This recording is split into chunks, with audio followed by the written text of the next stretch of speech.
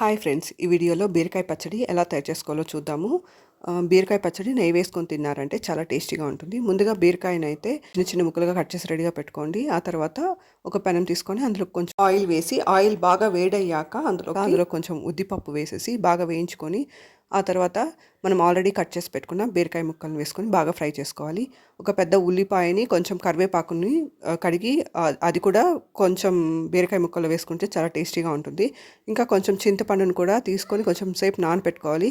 ఆ తర్వాత రాళ్ళ ఉప్పుని మనం ఆల్రెడీ తరిగి పెట్టుకున్న ఉల్లిపాయ ముక్కలను కూడా కొన్ని వేసుకొని బాగా ఫ్రై చేసుకోవాలి. ఆ తర్వాత వెల్లుల్లిని కూడా తీసుకొని కొంచెం ఆయిల్ వేసుకొని కడిగి పెట్టుకున్న పచ్చిమిర్చిని కూడా వేసుకొని బాగా ఫ్రై చేసుకోవాలి. పొట్టు తీసేసి 8 వెల్లుల్లిని కూడా ఇందులో వేసుకొని ఫ్రై చేసుకోవాలి.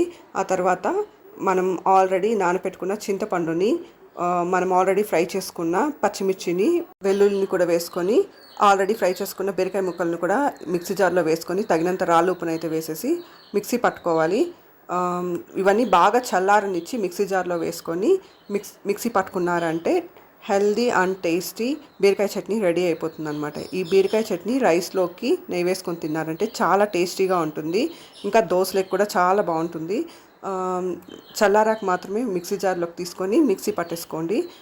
బీరకాయ పచ్చడి చాలా హెల్దీ కూడా. బీరకాయల్లో కూడా చాలా పోషకాలు ఉంటాయి, విటమిన్స్ ఉంటాయి, మినరల్స్ ఉంటాయి. ఇలా మిక్సీ జార్లో వేసుకొని గ్రైండ్ చేసేసుకున్నారంటే హెల్దీ అండ్ టేస్టీ బీరకాయ చట్నీ రెడీ అయిపోతుంది అనమాట. Thank you for watching.